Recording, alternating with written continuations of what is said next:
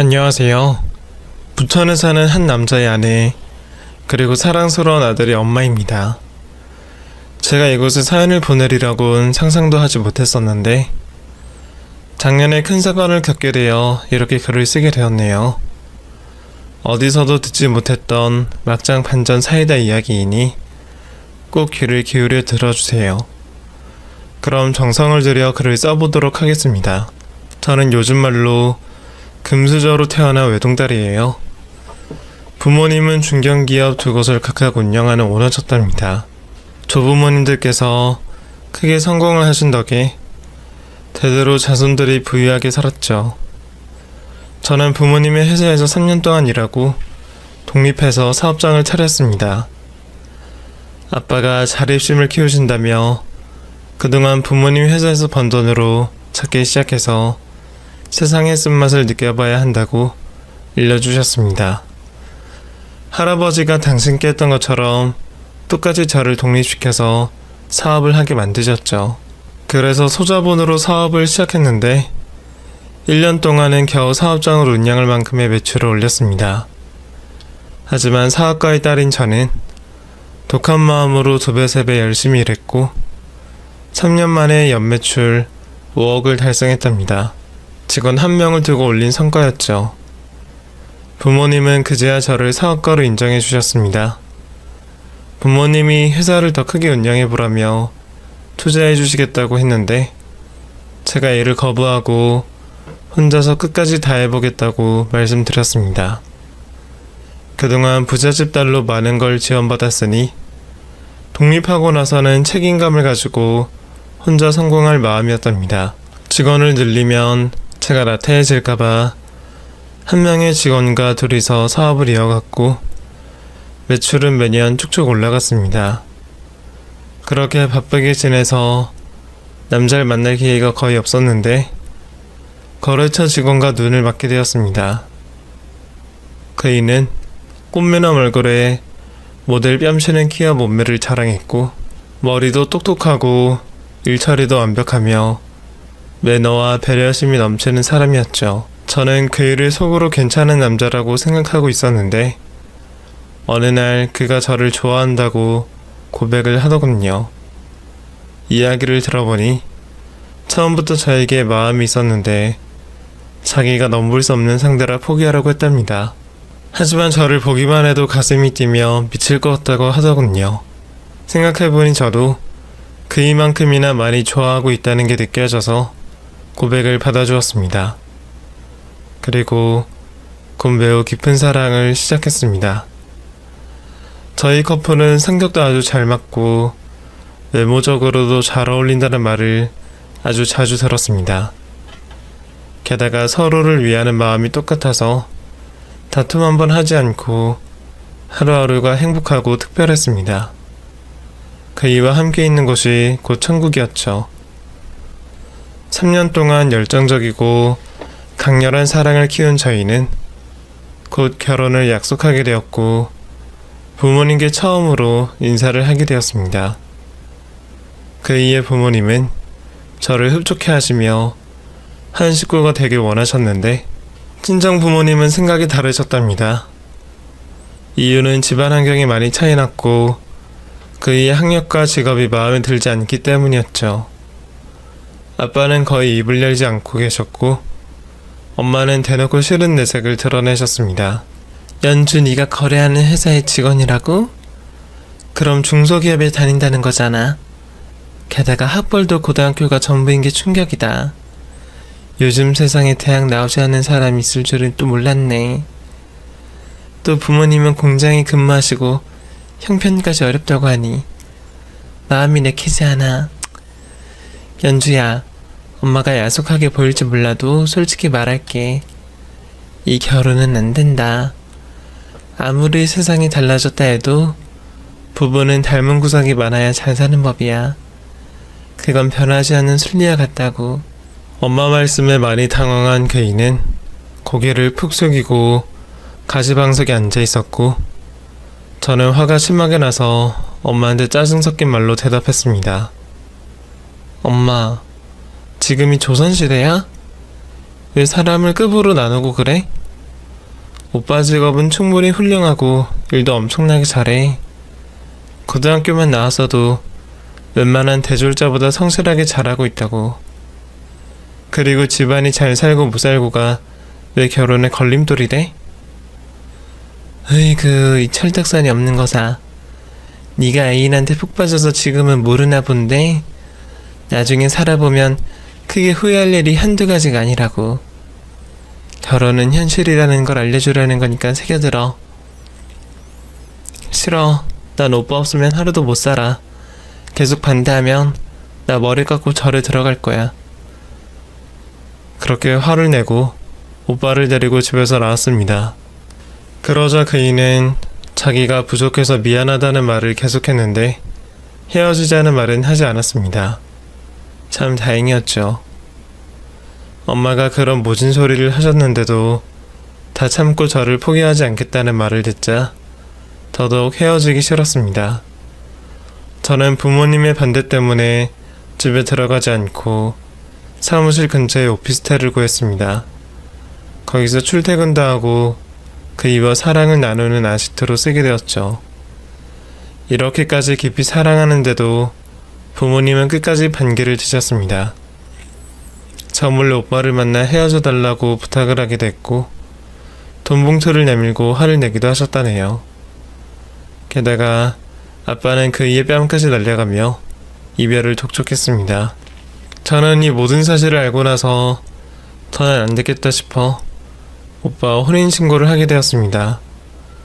부모님이 반대를 하시든 저와의 연을 끊으시든 제가 큰 결정을 내려서 그 일을 보호해야겠다는 생각이 크게 들었습니다.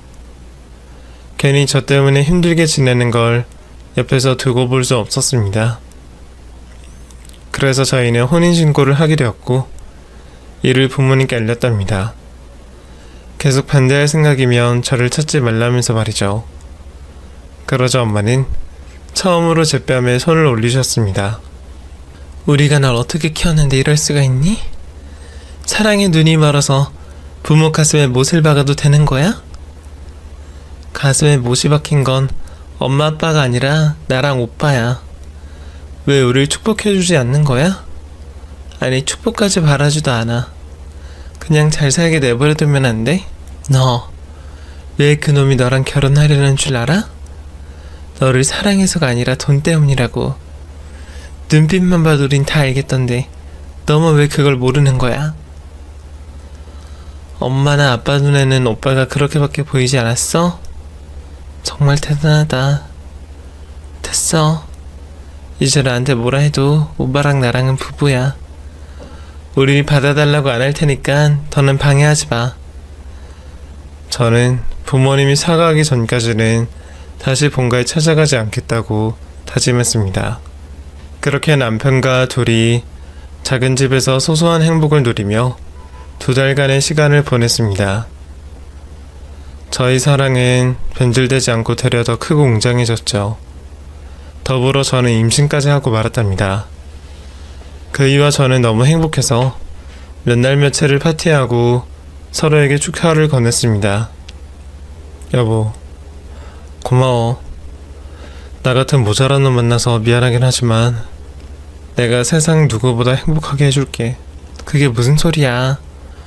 오빠는 모자라기는커녕 나한테 넘치는 사람이야. 오빠, 우리 이제 아무것도 생각하지 말고 우리랑 뱃속의 아이만 생각하자. 우릴 반대하는 부모님 생각은 이제 치워버려.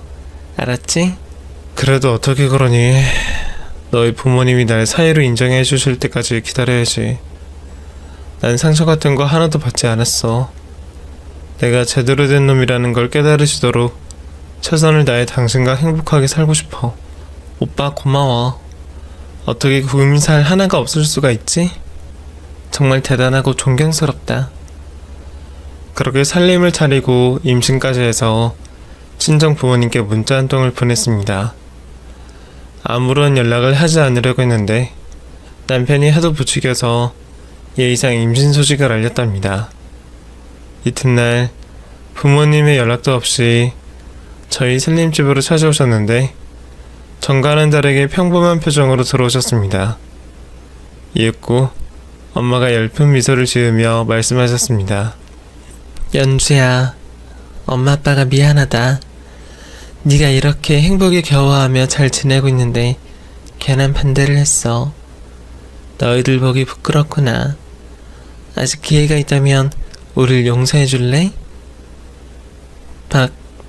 박서방, 나를 자네 장모로 받아줄 수 있겠나?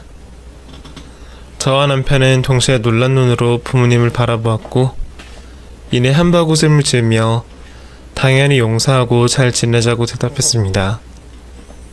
조금 서운하긴 하지만 어차피 다 지난 일이니 현재와 미래만을 생각하며 부모님과 자주 왕래하며 잘 지내보기로 했답니다. 부모님은 저희 부부가 오피스텔에 사는 건 안 될 일이라며 내년에 태어날 아이를 위해 근사하고 깔끔한 아파트를 마련해 주시겠다고 하셨습니다. 이에 남편은 자기가 모아둔 돈으로 적당한 아파트를 알아보겠다고 했는데 부모님이 마음이 편치 않을 것 같다며 큰 집을 구해주셨네요. 그래서 저희 부부는 진짜 신혼집 안에서 살게 되었습니다. 제 배가 불러오며 해가 바뀌어도 저희 둘 사이는 아무런 문제가 없었고 만삭이 되고 출산을 했을 때는 사랑의 크기가 전보다 더 커졌습니다. 이제 자식까지 생겼으니 저와 남편은 전보다 훨씬 더 많은 책임감을 가지고 일하기로 했습니다. 저는 하던 사업을 더 키우기로 했고 남편은 다니던 회사를 그만두고 사업을 시작하기로 했답니다. 그이가 벌어둔 돈이 많지 않아 사업 자금을 제가 주었죠. 워낙 성실하고 일을 잘하는 사람이기 때문에 저보다 더 크게 성공할 거라 믿었기 때문이었답니다. 그리고 친정 부모님이 경제적 도움을 주셔서 시댁에도 효도를 조금 했습니다. 허름한 반지하에 사시는 게 항상 마음에 걸렸는데 제가 널찍한 주택을 선물로 드렸죠. 또 시아버지의 낡은 차를 중형 세단으로 바꿔드렸습니다. 시부모님 두 분 다 다리가 불편하셔서 차가 없으면 안 되었고 낡은 차는 위험했기 때문에 스스로 도움을 드린 거죠. 그 밖에 옷과 음식, 명품 가방 등 자주 시부모님께 선물하며 며느리 노릇을 톡톡히 했답니다.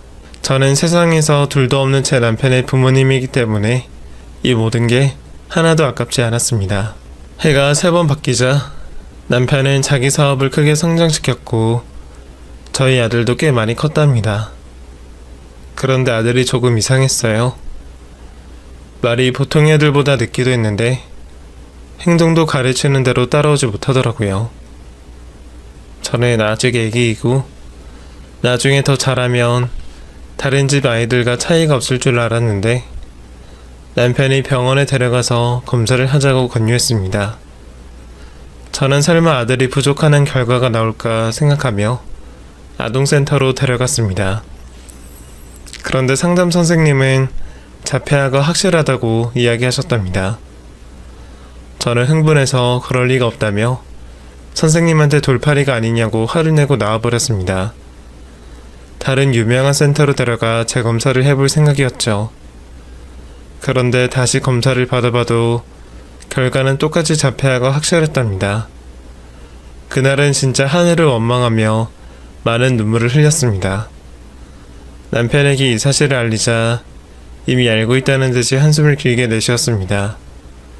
그리고 우리가 책임져야 하고 받아들여야 하니 그만 슬퍼하고 아들을 위해 뭘 해줄 수 있을지 의논하자고 이성적인 말을 해주었답니다. 그래서 며칠 뒤 정신을 차리고 자폐아를 위한 교육을 어떻게 진행해야 하는지 알아보았습니다. 어떤 동네에 자폐아를 위한 학교가 있고 학부모들이 모여 사는지 열심히 찾아냈죠. 저는 많은 정보를 수집하고 남편과 이사를 결정했답니다. 인터넷 카페에서 대화를 나눈 저와 같은 부모들이 자기네 동네로 오면 많은 도움도 주고 함께 교육을 시킬 수 있으니 초대를 한 거죠. 그래서 이사를 빠르게 준비해서 바로 다른 도시로 떠났습니다. 시댁과 멀지 않은 동네여서 더 좋을 것 같았어요. 저를 초대한 자폐아 부모들을 만나게 되었고 그들의 아이들과 같은 어린이집과 학원을 보내게 되었습니다. 덕분에 아들은 전보다 많은 친구를 사귀기도 했고 배우는 게 재밌었는지 집에서도 열심히 복습했습니다. 그리고 시댁에 자주 아들을 데리고 가서 시간을 보내기도 했답니다. 시부모님은 얼마 전까지만 해도 아들을 끔찍하게 아껴주고 사랑해 주셨는데 제가 자폐하라고 말씀드렸더니 표정이 차갑게 굳더군요. 아버님, 어머님, 사실은 우리 영재가 자폐아입니다. 아동센터에서 결과를 받았어요. 그래도 우리에게 행복을 가져다 준 아이이니 변함없이 사랑해 주시길 부탁드려요. 뭐? 자폐야? 그럼 내 손주가 머저리라는 거냐? 어머님, 머저리라뇨. 애 듣는데 그런 말씀을 하시면 어떡해요. 아유, 내 손자놈이 지능 떨어지는 자폐아라니. 어쩐지 하는 짓이 모자라 보인다고 느꼈다. 아직 어려서 그런가 보다 했는데 나중에 커서도 지금이랑 똑같다는 거잖아. 젠장, 난 무슨 애를 이렇게 낳은 거냐? 시어머니의 막대먹은 태도를 보고 어이가 없었는데 시아버지가 조용히 아들을 밀어내는 걸 보고는 기가 막혀 환장하는 줄 알았습니다. 아버님, 지금 영재가 자폐하라고 해서 밀어내신 거예요? 두 분 다 너무하세요. 제가 화를 내며 그러지 말라고 해도 시부모님은 제 아들에게 정이 떨어졌다며 멀리 피하시더군요. 그리고는 되도록 당신의 집에 데리고 오지 말라고 하셨습니다. 예, 우리 아파트에 자폐아 손자가 있다는 소문이 돌면 곤란하니까 데리고 오지 마라. 우리가 너희 집으로 가서 만나도 충분하니까. 어머님, 지금 진심으로 하시는 말씀이세요?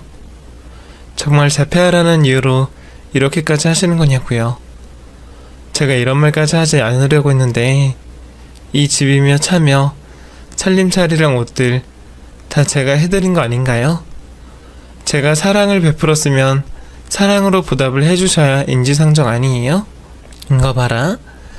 너 지금 우리한테 생색내는 거니? 어처구니가 없어서 말이 안 나오네. 야, 네 부모가 내 아들을 극심하게 반대하고 개무시를 한 건 기억이 안 나는 거냐? 내 귀한 아들을 그렇게 힘들게 했으니 이 정도는 당연히 베풀어야 하는 게 인지상정 아니야? 인연이 우리를 뭘로 받길래 갑질을 해대는 거야? 야, 그렇게 안 입고 오면 이 집이고 차고 다 가져가라. 지금 내 아들이 잘 나가니까 새로 집을 사달라고 하면 그만이라고. 어머님, 지금 이야기의 본질은 그게 아니잖아요. 두 분의 손자가 자폐하라고 해서 이런 식으로 밀어내는 게 말이 되지 않아 하소연을 한 거라고요. 시끄럽다. 우리한테 집을 빼앗아갈 거 아니면 영재는 우리가 너희 집으로 가서 만나도록 하마. 괜히 여기저기서 물어보고 캐내면 소문이 삽시간에 퍼진다고. 아휴, 다른 집 며느리들은 멀쩡한 애를 잘만 낳는다던데 넌 이게 뭐니? 너 처녀 시절에 몸을 막 굴리고 다녀서 이런 애기 낳은 거 아니니? 어머니, 말씀 좀 막 하지 마세요. 생각이라는 걸 하고 말씀하시라고요. 더 이상은 못 참아요. 앞으로 영재 보실 생각하지 마세요. 두 분 뜻대로 다신 이 집에 오지 않겠습니다. 그래라, 듣던 중 반가운 소리네. 어머님, 제 카드 주세요. 매일 실컷 긁어대는 제 신용카드 달라고요. 앞으로는 아무것도 드리지 않을 겁니다. 인연이 가지가지하네. 더럽고 치사하지 않습니다. 가져가. 그렇게 저는 기분이 심하게 상한 채로 아들을 안고 시댁에서 나왔습니다. 그리고 저녁이 되어 집으로 돌아온 남편에게 이 사실을 바로 알렸죠. 뭐? 우리 부모님이 영재로 오지 말랬다고? 자폐하라는 이유 때문에? 그럴 분들이 아닌데. 당신이 뭘 착각한 거 아니야? 여보, 내가 당신한테 거짓말한 적 있어? 이럴 줄 알고 아까 녹음해뒀는데 들어볼래? 저는 시어머니가 쌍스러운 말을 하는 걸 듣다 못해 녹음을 해서 두고두고 잊지 않으려고 증거를 남겨두었답니다. 남편은 시어머니의 막말을 모두 듣고 심각한 표정을 짓더니 바로 사과부터 하더군요. 여보, 미안해. 우리 부모님 왜 이렇게 편한 거지? 내가 할 말이 없다. 내일 찾아가서 제대로 말씀드릴게. 뭘 어떻게 말씀드리겠다는 건데? 억지로 참고 우리 아들 봐달라고? 난 싫거든. 앞으로 시부모님과 얼굴 보지 않고 살았으면 해. 그래서 말을 꺼낸 거라고. 여보, 아무리 그래도 만나지 말고 살자니. 엄마 아버지가 갑작스러운 소식에 당황해서 말이 헛나왔을 수도 있잖아. 무슨 말을 어떻게 했든지 간에 내일 찾아가서 얘기할게. 그러니까 마음에 담아두지 마. 당신 부모님이라고 편드는 거야? 두 분이 그런 분인 줄 몰랐어. 진짜 실망, 아니 절망했다고. 당신도 만약 아들 가지고 허튼 소리 하면 가만두지 않을 거야. 그이는 제가 흥분했다면서 자기가 다 알아서 해결하겠다고 하더군요. 하지만 시부모님의 태도는 일관적이었습니다. 제가 가겠다고 하지도 않았는데 먼저 카톡으로 아들과 시댁에 발을 들이지 말라고 했죠. 세상에 이런 할아버지, 할머니가 또 있을까요? 믿기지 않으시죠? 저도 이 두 사람을 생각만 하면 자다가도 벌떡 일어나 분노한답니다. 이렇게 시댁과의 문제로 저희 식구끼리만 잘 지냈습니다. 물론 친정 부모님이 간간히 찾아오셔서 아들에게 더할 나위 없을 만한 사랑을 주셨고요.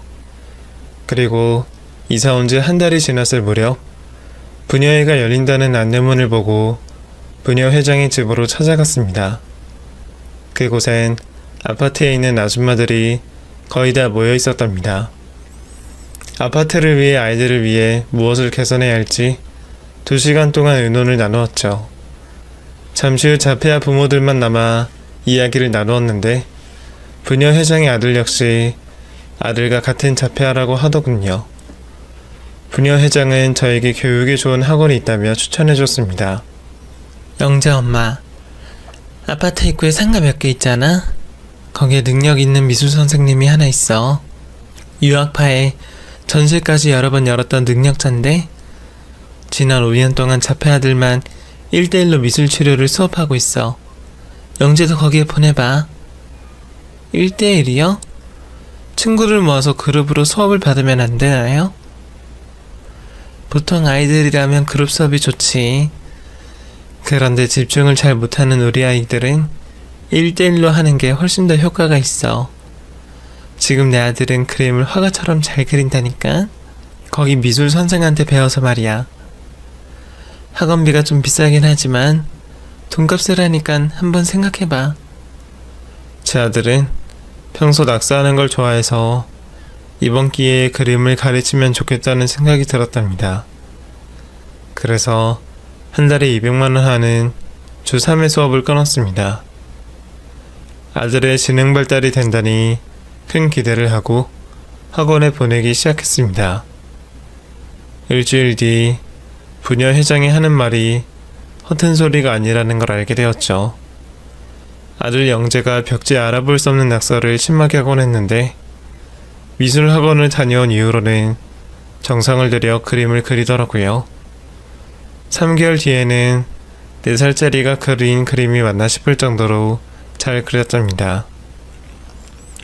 그래서 학원 선생님한테도 간식도 가져다 주고 백화점 상품권 같은 것도 주고 제 아들을 더욱더 잘 가르쳐 달라고 부탁을 했답니다.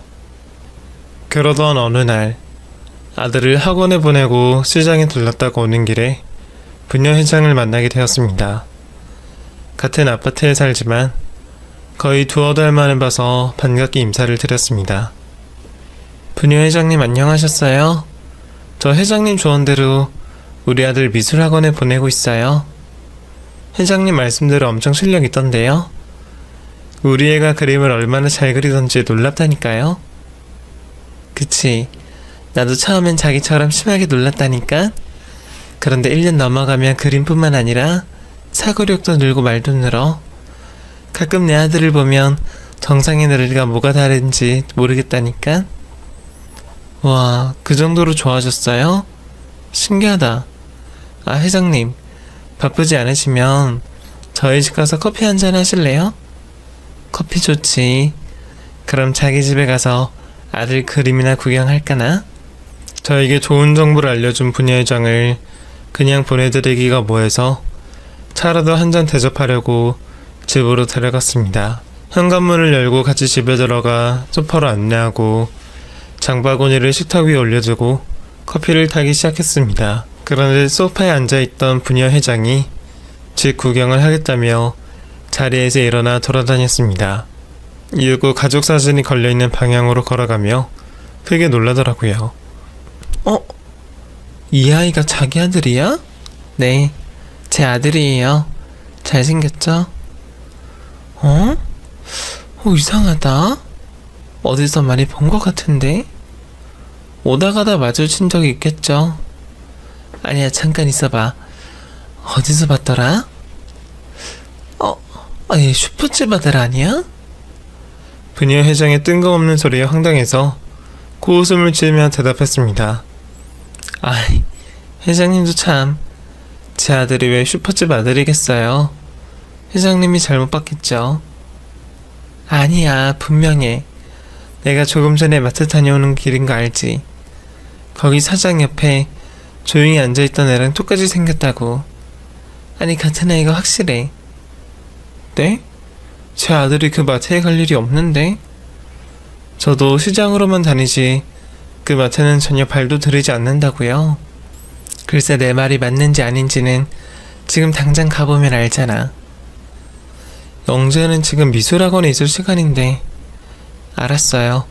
회장님 그러면 커피는 다음에 하죠. 제가 확인해보고 연락드릴게요. 그래 어서 가봐. 요즘 세상이 얼마나 무서운지 알지. 행여나 마트 사장이 이상한 놈일 수도 있으니까 빨리 뛰어가. 부녀 회장의 표정을 보니 진짜 제 아들과 마트에 있는 아이가 동일 인물로 들렸습니다. 그래서 전 있는 힘껏 마트를 향해 달렸습니다. 숨이 턱끝까지 찼는데도 발을 멈추지 않았죠. 잠시 후 마트 문을 열고 들어가 숨을 킥킥 몰아쉬며 고개를 돌렸답니다. 그런데 부녀 회장 말대로 제 아들이 사장 옆에 작은 의자에 앉아 멍하니 있더군요. 영재야, 왜 네가 여기 있어? 엄마가 분명 미술학원에 들여보냈잖아. 이게 어떻게 된 일이야? 아들은 아직 의사소통이 원활하게 되지 않아 옆에 있던 겁을 먹은 마트 사장에게 물었습니다. 아주머니, 제 아들이 왜 여기 있는 거죠? 누가 여기로 데려다 놓은 거예요? 아주머니가 데려온 거예요? 빨리 대답하세요. 신고하기 전에. 그게 이 건물 3층에 있는 미술학원 선생님이 맡겼어요. 사실은 자주 여기에 영재를 맡기곤 해요. 개인 사정이 있다면서 저한테 5만원을 주면서 1시간만 봐달라고 했다고요. 저는 부탁을 들어준 거라 죄가 없어요. 진짜예요. 미술 선생이 우리 애를 여기에 자주 맡겼다고요? 이거 아주 또라이네. 2년 오늘 내 손에 죽는 날이다. 저는 마트 사장에게 아들을 제가 올 때까지 봐달라고 하고 건물 3층으로 뛰어 올라갔습니다. 그리고 미술학원 앞에 다다랐는데 불이 꺼져 있더군요. 문을 닫고 외출을 한 모양이더라고요. 이런 진상년한테 교육을 받겠다는 게 너무 화가 나서 그 자리에서 쉽게 벗어나지 못하고 씩씩대면서 심호흡을 하고 있었습니다. 그런데 잠시 후 미술학원 안에서 이상한 소리가 들리는 겁니다. 분명 사람 목소리였죠. 유리문에 귀를 바짝 대고 들어봤는데 남자 여자가 목소리가 섞여서 들렸습니다. 학원 선생이 안에 있다는 게 확실했죠. 그래서 유리문을 쾅쾅 두들겼는데 인연이 저지른 죄가 있어서 그런지 못을 보이지 않았답니다. 이에 심하게 분노한 저는 힘으로 유리 자동문을 옆으로 밀기 시작했습니다. 손톱 끝을 넣고 세게 밀었더니 손가락 들어갈 공간이 생겨 10손가락을 다 집어넣고 있는 힘껏 문을 밀었답니다. 이후 자동문은 쾅 소리를 내며 제 몸이 들어갈 정도의 공간을 빌렸습니다. 저는 신발을 벗지 않고 안으로 들어가 목소리가 들리는 곳을 향해 걸어갔습니다. 또 하나의 유리문이 보였는데 그 안으로 두 남녀가 옷을 벗고 그 짓을 하고 있더군요. 너무 기가 차서 할 말을 잃었죠. 이따위 짓거리를 하려고 감히 귀한 제 아들의 맛에 맡긴 거죠.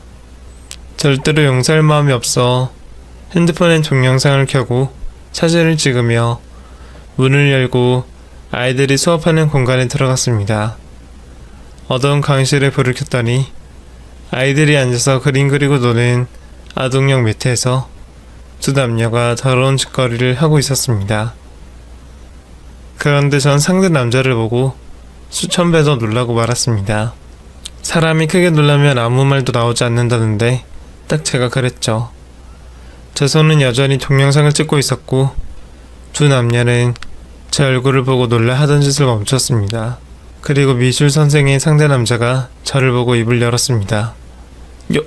여보, 당신이 여길 어떻게 들어온 거야? 당신 여기서 뭐 하는 짓이야? 저 학원 선생이랑 바람을 피우고 있던 거야? 그것도 우리 아들이 공부하는 자리에서.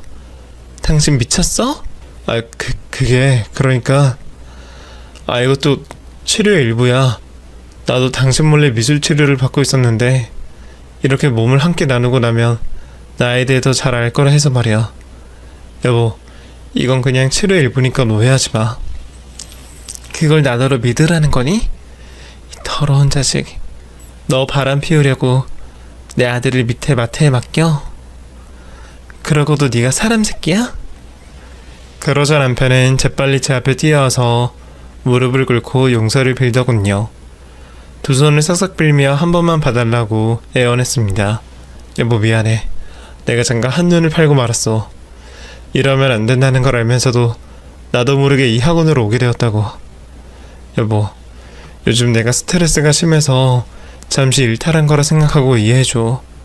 다시는 이런 짓 하지 않을게. 똥덩어리 같은 자식.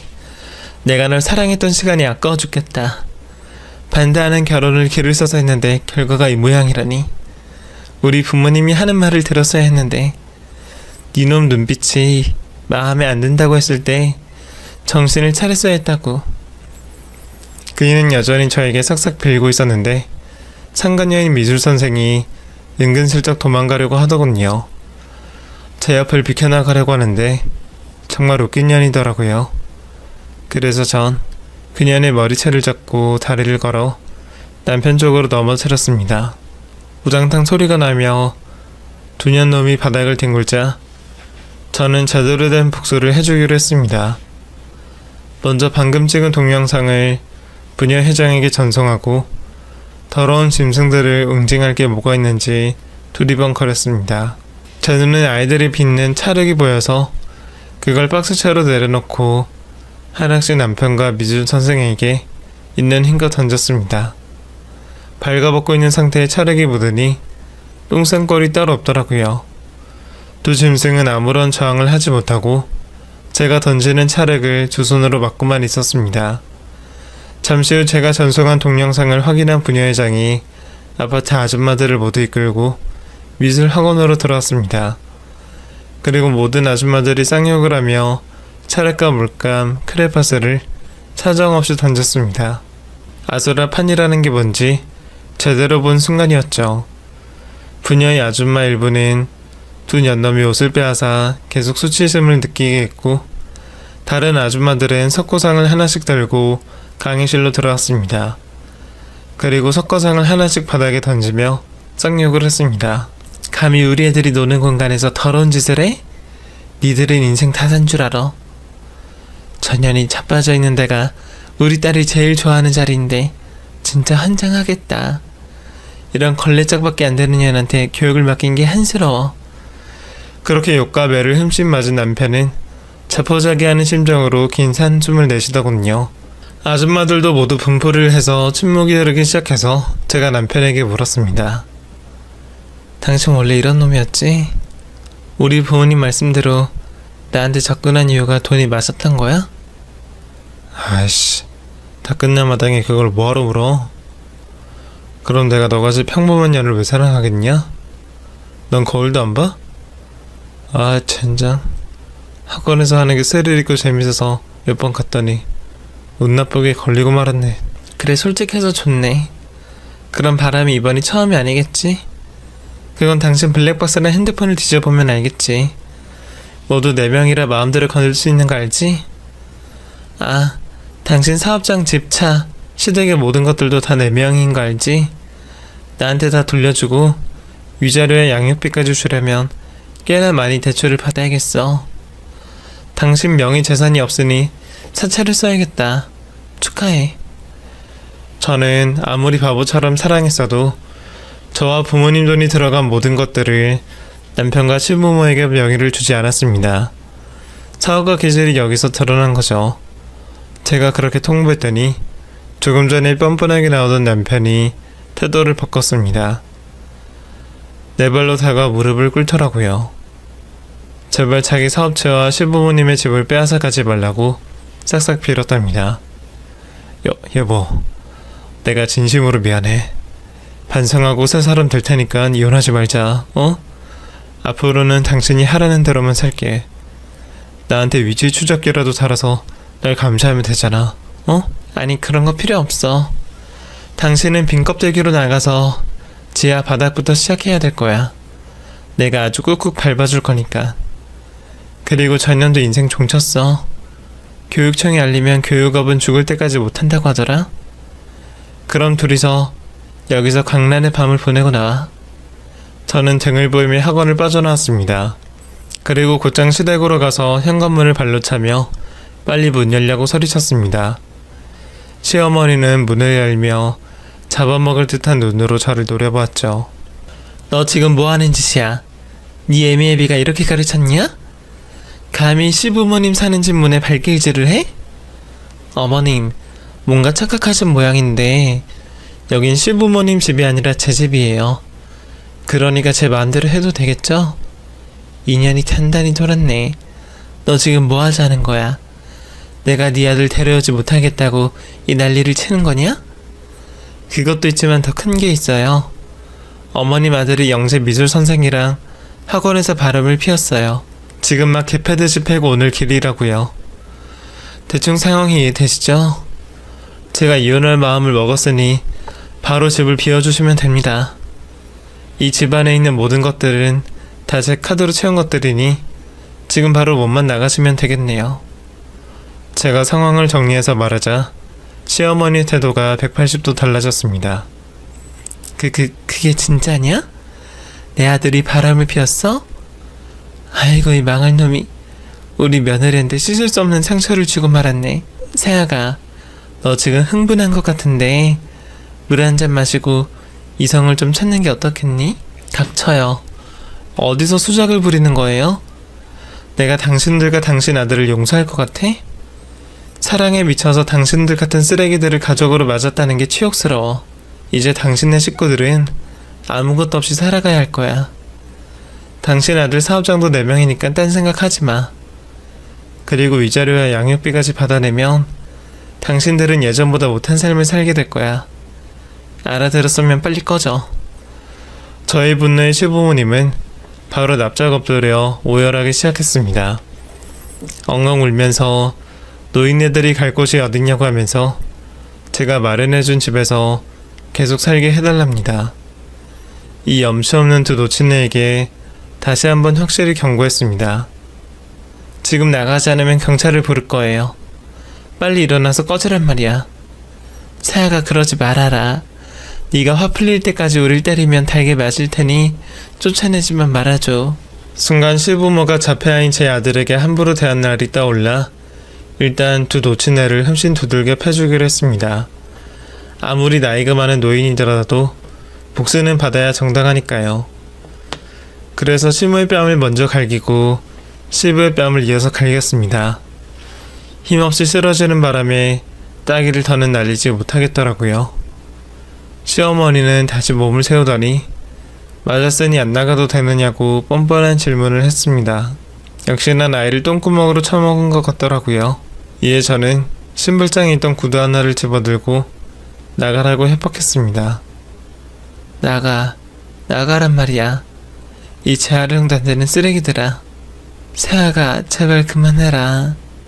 우리가 잘못했어. 그리고 우리 아들도 충분히 반성하고 있으니 한 번만 봐주거라. 어? 그래서 손에 든 구두로 시부모 엉덩이를 사정없이 두들겼더니 밖으로 나가더군요. 저는 바로 현관문을 닫아버리고 도어락이 건전지를 빼버렸습니다. 그래야 비밀번호를 누르고 들어오지 못했으니까요. 시부모가 어딘가로 사라졌을 때쯤 시댁 현관 번호를 바꾸고 부녀 회장의 집으로 찾아갔습니다. 그리고 아들을 데리고 집으로 돌아갔어요. 시댁 식구들은 친척 집에서 며칠 머문다고 해서 그리로 이혼 소장을 보냈습니다. 그리고 몇 주 뒤 저와 법정에서 만나게 되었답니다. 빈털터리인 남편이 저에게 억대 위자료와 양육비를 지급하라는 명령이 내려졌습니다. 그이는 재판이 끝나고 법원 앞에서 제 발목을 잡고 애원했답니다. 여보, 내가 잘못했어. 당신이 원하는 대로 이혼할게. 그런데 이건 좀 너무하잖아. 회사가 아무리 당신 명의라고 해도 내가 읽어낸 것들이 한둘이 아니잖아. 웃기고 있네. 내가 네 직원들한테 다 알아봤어. 업무 시간에 놀러 다니기 바쁘다고 하더라. 아마 그 시간에도 다른 여자랑 바람을 피우고 있었겠지. 당신 블랙박스에 핸드폰에 기록되어 있던 여자들과 말이야. 그렇긴 하지만 내가 한 일도 꽤 많아. 정말이야. 그 몫이라도 돌려줘. 내가 왜?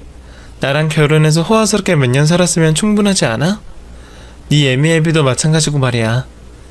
이래서 송충이는 솔잎을 먹고 살아야 한다는 거야. 괜히 비싼 거 먹다가 제대로 탈이 나서 죽게 생겼으니. 이 인간아. 아니 짐승 새끼야. 그러게 어디에 학원에서 바람을 펴. 그때 뭐라고 했더라? 학원에서 하는 게 스릴 있고 재밌다고? 아주 가관인 새끼. 앞으로 네 인생이 통째로 호러 스릴러일 거야. 저는 속이 시원했는지 말이 술술 잘도 나왔습니다. 시부모 역시 남편이 앞에서 무릎을 꿇고 애원하며 빌고 있었답니다. 제발 방 한 칸 마련할 돈이라도 달라고 구걸하더라고요. 그래서 전 주머니에 있던 동전 몇 개를 놓친 내 머리에 던졌습니다. 니들은 10원짜리도 안 되는데 내가 300원이나 줬다. 이거면 네 가족들한테 과한 몫이니까 이걸로 다시 시작해봐. 그럼 난 간다. 이 지옥에서 싸고도 싼 놈들아. 저는 멋지게 돌아서서 법원 계단을 내려왔습니다. 그렇게 제 결혼 생활은 끝이 나버렸습니다. 이후 남편과 시부모님은 고시원촌으로 들어가게 되었다네요. 시부모는 나이가 많아서 일자리를 얻는 게 어려워 폐지와 고물을 주며 연명하고 있었고, 남편 놈은 아직 정신을 못 차렸는지 돈 많은 여자를 다시 꼬시려고 했답니다. 그런데 제가 이를 알게 되어 남편과 사귀는 여자에게 비밀을 알려줬습니다. 그 자식은 총각 행세한 것도 모자라 중견기업에 이사라는 거짓말을 했다네요. 여자가 남편에게 돈 몇천만 원을 해준 모양이었는데 그걸로 사기죄로 고소해버렸답니다. 그래서 남편은 교도소로 들어갔다네요. 그 자식은 콩밥을 실컷 먹고 나와도 갚아야 할 빚이 태산이라 아마 개고생하면서 쭉 살아갈 거예요.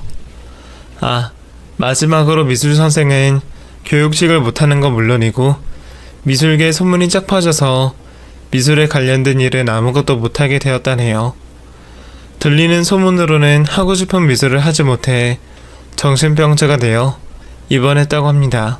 이로써 제 복수는 이렇게 대단원의 막을 내리게 되었습니다. 한편 저희 부모님은 이제라도 제 자리를 찾아서 다행이라며 저를 혼내지 않으셨습니다. 다만 당신들이 소개해주는 남자와 재혼을 하라고 부탁하셨답니다. 집안도 좋고 인품이 훌륭한 사람이고 제 아들 영재에게 좋은 아빠가 돼줄 만한 인물이라며 만남을 주선해 주셨죠. 그래서 그 남자를 만나게 되었는데 진짜로 좋은 사람처럼 보였습니다. 집안도 저희 친정보다 훨씬 잘 사는 데다 능력도 출중해서 돈 때문에 저를 만날 일은 없었답니다.